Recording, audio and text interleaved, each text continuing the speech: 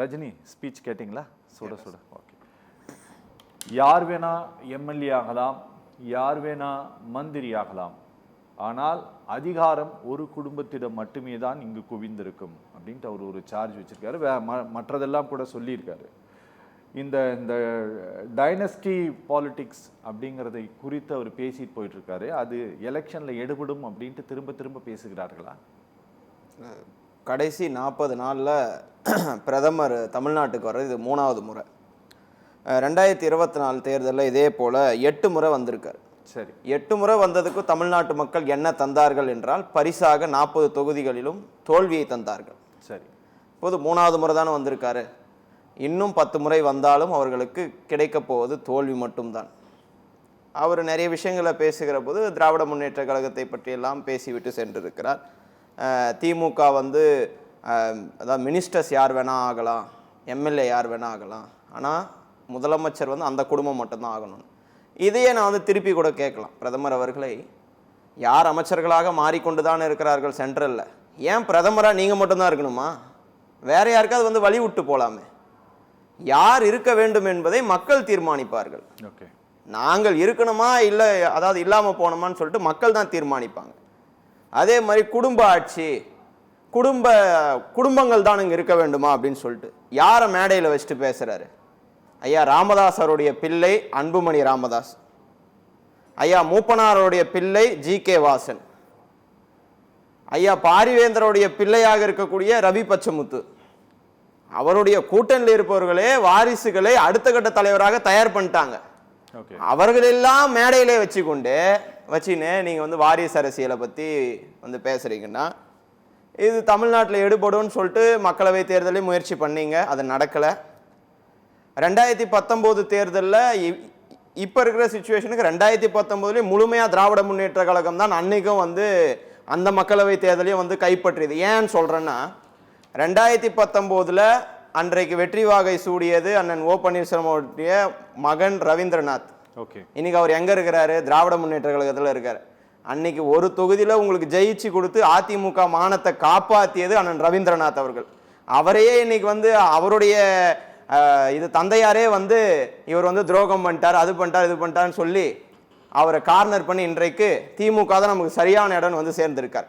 அப்போ கடந்த தேர்தலில் நீங்க எந்த தேர்தல் எடுத்து பார்த்தாலும் அதிமுகவையும் பாஜகவையும் தமிழ்நாட்டு மக்கள் நிராகரித்திருக்கிறார்கள், முழுமையாக நிராகரித்திருக்கிறார்கள்.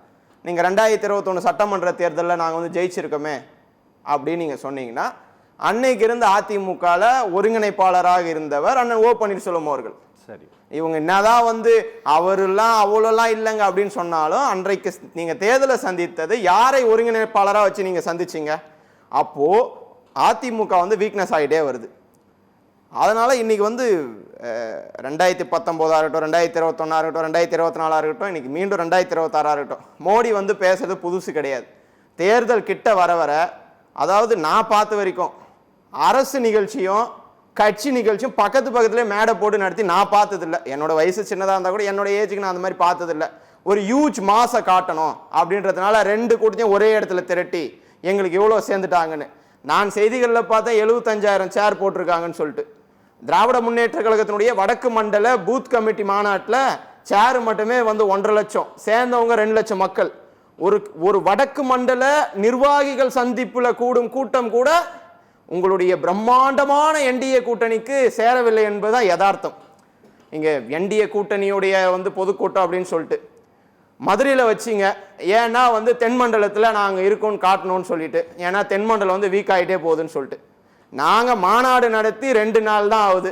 2 நாளில் திருச்சியில் வைக்கிறீங்க, நாங்களும் வந்து இருக்கோம் அப்படின்னு வந்து தங்களுடைய இருப்பை காட்டிக் கொள்வதற்காக பண்றீங்க. அதே மாதிரி அண்ணன் எடப்பாடி பழனிசாமி அவசரமா ஒன்றும் ரெடி பண்ணது இல்லை, இது முன்கூட்டியே நடைபெற்றதான். இருந்தாலும் எங்களுடைய மாநாடு முடிந்த அன்றைக்கு அந்த மதுரை கூட்டம் கூட அண்ணன் ஓபிஎஸ் அவர்கள் இங்கே வந்து சேர்றாரு.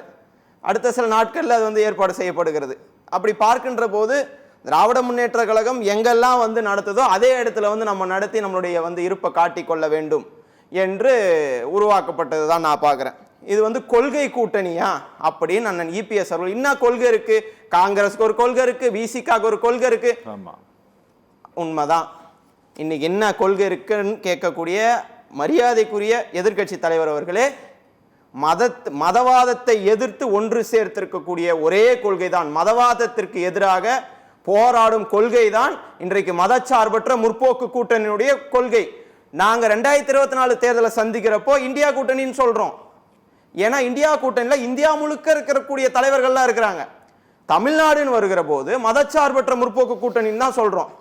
எடப்பாடி பழனிசாமி அவர்கள் பேரை மாத்திக்கலாமே, என்டிஏன்றதை வந்து இங்க தமிழ்நாட்டுக்கு வர்றப்போ வந்து அதிமுக தலைமையிலான கூட்டணின்னு கூட மாத்திக்கலாமே. இது குறித்து அண்ணன் சத்யன் அவர்கள் பேசுவாரான்னு எனக்கு தெரியல. இன்னைக்கு முகப்புல இது வைத்த இதுதான், இது முகப்புல வைத்த அந்த பேனர்ல எல்லாருடைய போட்டோவும் இருக்கு.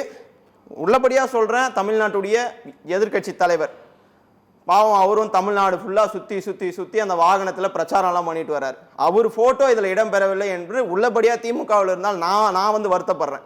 அவரோட போட்டோ முகப்புல இல்லாம போயிருக்கு. தனி போட்டோ வச்சிருந்தாங்க. அண்ணா போட்டோவை மறந்து விட்டார்கள் சென்ற இதுல. பெரியார் போட்டோவை வைத்து எடுத்து விட்டார்கள். இந்த முறை முகப்புல வைத்த போட்டோல, அதாவது அவர் தனியா கூட இருக்கட்டும்ங்க, எல்லார் போட்டோ வச்சிருக்காங்க, அவர் போட்டோ இல்லை. அதுல வந்து முகப்புல வைத்து அந்த பேனர்ல இல்லை. அப்படின்ற போது இது எப்படி ஒற்றுமையான கூட்டணி? நாங்க வந்து ஒற்றுமையா இருக்கோம் சார். பாமகவை தவிர்த்து வேற எந்த கட்சியாவது எடப்பாடி பழனிசாமி கூட வந்து கூட்டணி பேச்சுவார்த்தை நடத்துதா? எல்லாமே வந்து தினகரன் கூட ஒரு நட்சத்திர ஓட்டுல பியூஷ் கோயல் கிட்ட வந்து கலந்தாலோசிச்சுதான் வந்து கூட்டணியில வந்து சேர்ந்தாரு. இப்படி இருக்கிற கூட்டணி ஒற்றுமையான கூட்டணி, வலிமையாக இருக்கிற கூட்டணி என்றெல்லாம் சொல்வதற்கு எந்த ஒரு இதுவும் இல்லை, எந்த ஒரு பேஸ்மெண்ட்டும் இல்லை சார்.